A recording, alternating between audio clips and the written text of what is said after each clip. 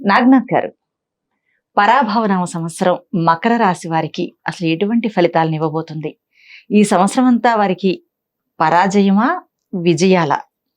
అసలు వాళ్ళ గోచార ఫలం ఏమి సూచిస్తుంది సార్? ముందుగా హిట్ టీవీ ప్రేక్షకులందరికీ కూడా పరాభవనామ సంవత్సర శుభాకాంక్షలు. మాధవి గారు, సార్, మకర రాశి వాళ్ళకి పరాభవనామ సంవత్సరము ఒక year of adventure, the year of experiments. Adventure సాహసోపేతమైనటువంటి నిర్ణయాలు, ఓకే. ఎక్స్పెరిమెంట్స్ వీళ్ళకి multitasking, multi dimensional desires, multi dimensional ideas, వీటికి సంబంధించిన విషయాల్లో వీళ్ళు జనరల్ గా రిస్క్ తీసుకోరు అసలు. ఓకే. ఒకటేమో అడ్వెంచర్స్, రెండో విషయంలో వీళ్ళు ఫైనాన్షియల్ ఇన్వెస్ట్మెంట్స్ లో రిస్క్ తీసుకోరు. మనకి జ్యోతిష శాస్త్ర గ్రంథాల్లో ఏముంటుందంటే వీళ్ళు చాలా ప్రొటెక్టివ్ గా ఉంటారు, పూర్తిగా విషయాలు తెలుసుకోకుండా వీళ్ళు దేంట్లో కూడా రిస్క్ తీసుకోవాలని ఉంటది. ఓకే.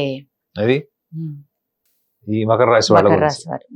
కానీ మరి ఇక్కడ అడ్వెంచర్ ఎట్లా వచ్చింది, ఎక్స్పెరిమెంట్స్ ఎక్కడి నుంచి వచ్చినాయి? అయితే ఇక్కడ ఒకటి గమనించాలి ఏంటంటే ఈ మకర రాశి వాళ్ళకి గోచారం ఒక్కసారి మనం చూస్తే, మకర రాశి వాళ్ళకి ధనస్థానంలో రాహు అంటే కుంభరాశిలో ఉంటాడు, తృతీయ భావంలో శని మీనరాశిలో ఉంటాడు, ప్లస్ షష్టమ భావంలో మిథున రాశిలో గురువు ఉంటాడు, ప్లస్ భాగ్యంలో అంటే భాగ్యస్థానంలో వీళ్ళకి కేతు ఉంటాడు. ఇది వీళ్ళకి గోచారంలో దీర్ఘకాలంగా ఉన్నటువంటి గ్రహస్థితి. జనరల్ గా దీర్ఘకాలంగా ఉన్న గ్రహస్థితిని ఆధారం చేసుకొని గోచార ఫలితాలు చెప్తారు. సో కాబట్టి వీళ్ళకి రాహు కుటుంబ, ధనస్థాన, వాక్స్థాన, వ్యవహార స్థానంలో ఉంటాడు. రాహు దేనికి అధిపతి? Delusions, thoughts, imagination. అంటే ఏదైతే ప్రపంచానికి కనపడదో అది మీకు అనిపిస్తుంది. ప్రపంచం అంతా కూడా ఇది కాదు, ఇది లాజికల్లీ ప్రాక్టికల్లీ ఇంపాసిబుల్ అన్నది అదే మీకు కరెక్ట్ అనిపిస్తుంది. దాని మీదే మీరు ఎక్స్పెరిమెంట్ చేస్తారు. దాన్ని ఎక్స్పెరిమెంట్ చేసి దాన్ని ఒక కార్యరూపం తీసుకొచ్చి దాన్ని ప్రపంచానికి పరిచయం చేసి తన మేధస్సును చూపించాలి అనేటువంటి భావజాలంతో మకర రాశులు ఉంటారు. మరి ఈ పరాభవనామ సంవత్సరం అనుకూలమా, ప్రతికూలమా? ఖచ్చితంగా ఈ సంవత్సరంలో ముఖ్యంగా మే ఎండింగ్ తర్వాత అంటే జూన్ నుంచి వీళ్ళు అప్పటి వరకు వీళ్ళు కొంత ఆత్మరక్షణలో కొన్ని పనులు చేయలేక భయంతోనో, లేకపోతే నర్వస్నెస్ తోనో, లేకపోతే గతంలో అంతకు ముందర ఉన్నటువంటి కొన్ని వైఫల్యాల వలన వీళ్ళు ఎక్కడో ఒక ఆత్మరక్షణలో ఉండేవాళ్ళు. కానీ వీళ్ళు ఎన్ని వైఫల్యాలు వచ్చినా, ఎంత ఆర్థిక సంక్షోభాల్లో ఉన్నా వీళ్ళు ఎక్స్పెరిమెంట్స్ మానరు మేడం. అందుకే చెప్పాను ద ఇయర్ ఆఫ్ ఎక్స్పెరిమెంట్స్. మీరు ఎన్నిసార్లు ఫెయిల్ అయినా, మీరు 10 సినిమాలు తీస్తారు, 10 సినిమాలు అట్టర్ ఫ్లాప్, మళ్ళీ నర్వస్ అయిపోతారా? వదిలేస్తారా? లేదు, మళ్ళా చేస్తారు. ఎందుకంటే వాళ్ళు ఏదైనా ఒక పని చేసేటప్పుడు చాలా ప్యాషన్తో చేస్తారు, అంటే పూర్తి స్థాయి అంకిత భావంతో చేస్తారు. సో బట్ వీళ్ళు ఉన్నటువంటి సమస్య ఏంటంటే వీళ్ళ ఆలోచనలు కన్సిస్టెంట్ గా స్టాండర్డ్ తో ఉండవు. ఎప్పటికప్పుడు వీళ్ళ బ్రెయిన్ స్టీరింగ్ తిరుగుతూ ఉంటది. బ్రెయిన్ వీళ్ళ కార్ స్టీరింగ్ లాగా ఎప్పుడు తిరిగిపోతుంటది. సో ఒకదాని నుంచి ఒక ఆలోచనకి, ఒక వ్యాపారం నుంచి ఇంకొక వ్యాపారంలోకి షిఫ్ట్ అయినప్పుడు, ఒక ఇన్వెస్ట్మెంట్ నుంచి ఇంకొక ఇన్వెస్ట్మెంట్ షిఫ్ట్ అయ్యేటప్పుడే ఈ సమస్య వస్తుంది వీళ్ళకి. సో అందుకే వీళ్ళకి ఏముంది, వీళ్ళు చేసే ఎక్స్పెరిమెంట్స్ వల్ల వీళ్ళు అడ్వెంచరస్ కూడా మారిపోయే ఛాన్స్ ఉంటుంది. ఎందుకు కారణం ఏంటి అంటే వీళ్ళకి రాహు ధనస్థానం, వాక్స్థానం, వ్యవహార స్థానంలో నుంచే వీళ్ళకి ఉగాది ఆరంభమైంది. తృతీయ భావంలో శని ధనస్థానాధిపతి మోక్ష భావంలో ఉంటాడు. ప్లస్ ఇంకోటి గురువు యొక్క ఇంపార్టెన్స్ ఈ రాశి వాళ్ళకి చాలా సిగ్నిఫికెంట్లీ ఫేవరబుల్. ఇది అక్కడికి కేంద్ర భావంలో అయినటువంటి కర్కాటక రాశిలోకి వస్తాడు జూన్ 2 కి. అక్కడ ఫస్ట్ వీళ్ళ హారోస్కోప్ లో బ్రైటర్ సైడ్ ఒకవేళ మనం మాట్లాడాలంటే family welfare and family happiness. ఎందుకంటే జనరల్ గా మకర రాశి వాళ్ళు ఎక్కువ ప్రేమ కోరుకుంటారు.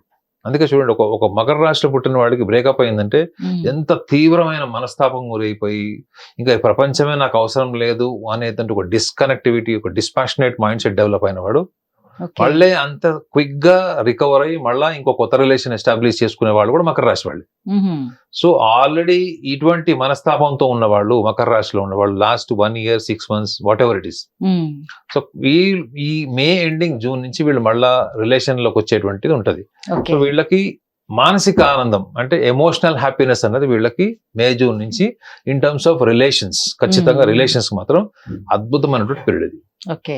సో వీళ్ళకి at the same time Rahu కూడా వీళ్ళకి ఆరంభ దశ నుంచే వాళ్ళకి అక్కడ ఉన్నాడు కాబట్టి వీళ్ళు గతంలో చేసినటువంటి వైఫల్యాలు ఫెయిల్యూర్స్ ఏవైతే ఉంటాయో వీళ్ళు ఎక్స్పెరిమెంట్ చేసినవి అవన్నీ పక్కన పెట్టి వీళ్ళు మళ్ళీ కొత్తగా ఎక్స్పెరిమెంట్ చేస్తారు. అది ఎవడు వద్దన్నా కాదన్నా చేస్తారు వాళ్ళు. మరి దాని ఫలితం ఉంటుందా? ఖచ్చితంగా జూన్ 2 నుంచి అక్టోబర్ 30th వరకు ఫలితం అనుకూలంగా ఉంటుంది. In terms of financial investments, in terms of financial development, అంటే ఏదన్నా ఒక వెంచర్ ని ఇంకా డెవలప్ చేయడం, ఆల్రెడీ ఒక ఎగ్జిస్టింగ్ వెంచర్ ని వీళ్ళు కొని దాన్ని మాడిఫై చేసి వీళ్ళకి అనుగుణంగా మార్చడం. కాకపోతే ఏంటంటే అది ఎగ్జిస్టింగ్ ఉండాలి, ఆల్రెడీ రన్ అవుతున్న దాన్ని మీరు నడపడం, మీరు కొత్తగా చేయడం కాదు మేడం. ఆల్రెడీ ఉన్నదాన్ని వీళ్ళు టేక్ ఓవర్ చేసి ఆ ఇన్వెస్ట్మెంట్ కి వీళ్ళు సూపర్. ఇప్పుడున్న ఈ సంవత్సరం అట్ ద సేమ్ టైం వీళ్ళకి ల్యాండ్ ప్రాపర్టీస్ కానీ కన్స్ట్రక్షన్ ఇండస్ట్రీ ఇవి వీళ్ళకి ఫేవరబుల్, ఖచ్చితంగా ఫేవరబుల్ వీళ్ళకి. ఓకే, ఖచ్చితంగా ఫేవరబుల్. రెండవది వీళ్ళ ఇన్వెస్ట్మెంట్స్ ఇంతకు ముందు లాస్ట్ 1 year లో వీళ్ళు చేసిన ఇన్వెస్ట్మెంట్స్ ఏమైనా ఉంటే కూడా అది పార్ట్నర్షిప్ లో ఉన్నవన్నీ కూడా ఇప్పుడు ఇండిపెండెంట్ అయిపోతాయి. ఒక రకంగా చెప్పాలంటే ఏంటంటే పార్ట్నర్షిప్స్ లో ఆల్మోస్ట్ 10 మందిలో 6 ఇండిపెండెంట్ అయిపోయే ఛాన్స్ ఉంటుంది మకర రాశి వాళ్ళు. అంటే డిస్ప్యూట్స్ లాంటివి ఏమైనా వస్తే పూర్తిగా తీసుకుంటారు, ఇండిపెండెంట్ గా అయిపోతారు వీళ్ళు. రెస్పాన్సిబిలిటీస్ వేరే వాళ్ళ చేతుల్లో ఉన్నాయి కూడా వీళ్ళు పూర్తిగా ఇండిపెండెంట్ అయిపోతారు. ఎప్పటి నుంచి? జూన్ నుంచి. ఎందుకంటే ఇటువంటి డిస్ప్యూట్స్ ఆల్రెడీ వాళ్ళు ఫేస్ చేసి ఉండాలి లాస్ట్ 1 year లో. ఎందుకంటే వీళ్ళకి గురుబలం లేదు. లాస్ట్ 8 months to 10 months నుంచి మకర రాశి వాళ్ళకి గురుబలం లేదు. అన్ని ఫలితాలు వాళ్ళకి అనుకున్నట్టు కనపడతాయి, కానీ ఏది కూడా ఆచరణకు వచ్చేటప్పటికి దానికి ఒక రూపం ఉండదు. సో ఇప్పుడు దట్స్ ద బెస్ట్ టైం వీళ్ళకి. And at the same time వీళ్ళు ఉద్యోగం చేసే వాళ్ళకి, ఉద్యోగం చేయాలనుకున్న వాళ్ళు, ఉద్యోగం చేస్తున్న వాళ్ళు, వీళ్ళకి ఆరంభం నుంచి కూడా ఎంప్లాయీస్ కి ఇట్స్ ద బెస్ట్ టైం. ముఖ్యంగా అబ్రాడ్ లో పనిచేసే వాళ్ళకి. అంటే అబ్రాడ్ అని కాదు, ఇప్పుడు మీరు హైదరాబాద్ వాళ్ళు, మీరు బెంగళూరులో పనిచేస్తున్నారు, చెన్నైలో పనిచేస్తున్నారు, ఢిల్లీలో, అంటే మీ నేటివ్ ప్లేస్ నుంచి మీరు ఎక్కడైతే బయటకు వెళ్ళిన వాళ్ళందరూ కూడా బెస్ట్ టైం ఇది. ఒకవేళ మీకు ఆన్ సైట్ ఆఫర్ వచ్చింది, మీకు భయం వేస్తుంది, రిస్క్ ఉంది, అమ్మాయిలకు కూడా నేను వెళ్ళలేను అనుకునే వాళ్ళు ఖచ్చితంగా మీరు వెళ్ళండి. నేను చెప్పాను the year of adventure, the year of experiments. So మీరు ఉన్న ప్లేస్ నుంచి మూవ్ అవ్వండి, మూవ్ అవి ఆ ఆపర్చునిటీస్ తీసుకోండి. ఎట్లానో మీకు ఎన్విరాన్మెంటల్ రిసోర్సెస్ ని యూజ్ చేసుకొని దానికి అనుగుణంగా మీ ప్రణాళికలు వాడడం అన్నది మీరు బ్రిలియంట్. అందులో మకర రాశిలో పుట్టిన వాళ్ళు దేన్నైనా వాళ్ళకు అనుగుణంగా మార్చుకొని దాన్ని క్యాపిటలైజ్ చేసుకోవడంలో వాళ్ళు దిట్ట. కాకపోతే ఆ ఇనిషియేషన్ చేసేటప్పుడే వీళ్ళకి ఆ జంకుతనం అంటారు, ఇన్హిబిటెడ్నెస్ ఉంటుంది, నర్వస్నెస్ ఉంటుంది, ఎవరైనా వచ్చి పుష్ చేయాలి వీళ్ళకి. సో వీళ్ళకి కొంత అటువంటి స్టేజ్ లో ఉన్న వాళ్ళకి కొంచెం మెంటర్షిప్ కూడా అవసరం. ఇందులో చాలా ఇంపార్టెంట్ విషయం ఏంటి తెలుసా మేడం, సెప్టెంబర్ అక్టోబర్ నుంచి ఒక విషయం గమనించాలి. ఈ పర్సనల్ లైఫ్ డిస్టర్బ్ అయిన వాళ్ళు, family, especially family personal, not necessarily related to the finances and business losses. Only I'm talking about the finances. అంటే కుటుంబంలో సమస్యలు, అంటే తల్లిదండ్రులు, అన్నజల్లులు, అక్కడిల్లు వాళ్ళు కావచ్చు, భాగస్వాములు కావచ్చు, అంటే పార్ట్నర్లు కూడా కావచ్చు. వీళ్ళు ఎవరైతే ఆల్రెడీ డిప్రెషన్ లో ఉన్నారో, కొంత లోన్లీ ఫీల్ అయిపోయారు, వాళ్ళ ఆరోగ్యం కూడా చాలా తీవ్రమైన స్థాయిలో ఉండే మెడికేషన్స్ తో ఉన్న వాళ్ళు, వాళ్ళకి కూడా ఈ జూన్ నుంచి కూడా కొంచెం అంటే వాళ్ళ ఆలోచన విధానంలో కొత్త మార్పు వచ్చి కొత్త చైతన్యం వచ్చే ఛాన్స్ ఉంటుంది. కాకపోతే వీళ్ళకి కాన్స్టెంట్ మెంటార్షిప్ అవసరం ఉంటుంది. ఎందుకంటే లాస్ట్ 8 months లో అటువంటి స్థితిలో ఉన్న వాళ్ళు చాలా చాలా దుర్భరమైనటువంటి మానసిక స్థితికి వాళ్ళు ఫేస్ చేసి ఉంటారు వాళ్ళు. ఎందుకంటే గురుబలం లేని మకర రాశి వాళ్ళకి, అందులో ముఖ్యంగా వీళ్ళకి మిథునంలో ఉంటాడు ప్రస్తుతం జూన్ వరకు. సో లాస్ట్ 8 months నుంచి మీరు క్యాల్కులేట్ చేసుకున్నా, ఒక 10 months నుంచి క్యాల్కులేట్ చేసుకున్నా, అటువంటి వైఫల్యాలు, ముఖ్యంగా గర్ల్ ఫ్రెండ్ వదిలేసింది, బాయ్ ఫ్రెండ్ వదిలేశాడు, లేదా భార్య గాని భర్త గాని డిస్లాయల్ ఉన్నారు, ఇది వీళ్ళు అసలు తీసుకోలేరు madam. It is almost like death for them. Disloyalty in companionship and relation with life partner అన్నది వీళ్ళు అసలు తీసుకోలేరు అసలు. ఎందుకంటే అట్లాంటి వాళ్ళని చాలా మంది నేను చూసాను ఈ రాశిలో పుట్టిన వాళ్ళు. సో వాళ్ళ గోచార ఫలంలో, ఇది గోచార ఫలం పక్కన పెట్టి వాళ్ళ వ్యక్తిగత జాతకంలో ఒకవేళ వాళ్ళకి గురుబలం ఉంటే అది వేరే విషయం. అలాంటి వైఫల్యాలు వచ్చినా మళ్ళీ క్విక్ గా రికవర్ అవుతారు. కానీ గోచారంలో మనం 10 మందిలో ఒక 3-4 తీసుకోవచ్చు. ఇటువంటి ఉంటే మాత్రం ఈ జూన్ తర్వాత వాళ్ళలో ఖచ్చితంగా ఒక అద్భుతమైన మార్పు వస్తుంది ఓకే.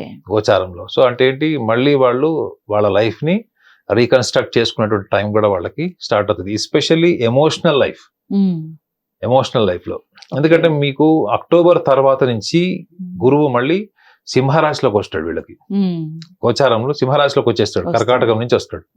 సో అప్పుడు ఏమవుతుంది, వీళ్ళకి అది అష్టమ భావం అవుతుంది. ఓకే. అష్టమ భావం అంటే భాగస్వామి, రిలేషన్షిప్. సో కాబట్టి వీళ్ళకి ముఖ్యంగా మకర రాశిలో పుట్టిన వాళ్ళకి ఈ సంవత్సరం experiments, adventures. So most of the experiments, adventures do place a beautiful shape. So వాళ్ళ నర్వస్నెస్ ని, వాళ్ళలో ఉన్న సెల్ఫ్ డౌట్, నర్వస్నెస్ ని పక్కన పెట్టండి, సెల్ఫ్ డౌట్ పక్కన పెట్టండి. ఎంప్లాయీస్ అయితే ఒక ప్లేస్ నుంచి ఒక ప్లేస్ కి మూవ్ అవ్వండి, వేరే కంట్రీకి ట్రావెల్ చేసినట్టు చేయండి. But what all that you have to realise is that it is an experiment. Definitely an experiment. You should learn out of experiments. Okay. నేర్చుకుని దాని నుంచి మీరు మళ్ళీ అవే రిపీటెడ్ మిస్టేక్స్ చేయకూడదు. అది అవును. వీళ్ళు ఏంటంటే, వీళ్ళు ఏ పని చేసేటప్పుడైనా కానీ మొండితనంతో చేస్తారు వీళ్ళు, ముఖ్యంగా అమ్మాయిలు. ఓకే. వాళ్ళకి ఎవరన్నా ఒక పనికి మాలో నచ్చాడు అనుకోండి, ఎంత మంది చెప్పినా వినరు. ఆ తర్వాత వాడు దుర్మార్గుడో లేకపోతే ఆ అమ్మాయి దుర్మార్గుడు అని తెలిసిన తర్వాత జీవితకాలం ఏడుస్తారు. మకర రాశిలో పుట్టిన వాళ్ళకి, సింహరాశిలో పుట్టిన వాళ్ళకి ఒక టిపికల్ లక్షణం ఉంటుంది. If they like someone, that is ultimate. అది డూ ఆర్ డై లైఫ్ లాగా వెళ్ళిపోతారు. కొంతమంది చూడండి, ప్రేమలో వైఫల్యం చెంది జీవితకాలం భాగస్వామి లేకుండా ఒంటరిగా ఉంటారు చూడండి. ఆ లక్షణాలు ఉంటాయి మకర రాశి వాళ్ళకి. అంటే అంత తీవ్ర స్థాయికి వెళ్ళిపోతే వాళ్ళు లైఫ్ లాంగ్ బ్యాచిలర్షిప్ తీసుకుంటారు. ఇది కర్కాటక రాశి వాళ్ళకు ఉంటుంది. సో ఈ సంవత్సరంలో ముఖ్యంగా ఈ మకర రాశిలో పుట్టిన వాళ్ళకి అక్టోబర్ తర్వాత మళ్ళీ రాశిలోకి వస్తాడు. కుంభరాశి నుంచి మకరంలోకి వస్తాడు. రాహు వీళ్ళ రాశిలోకి వచ్చినప్పుడు కేతు కూడా వీళ్ళకి సప్తమంలోకి వస్తాడు.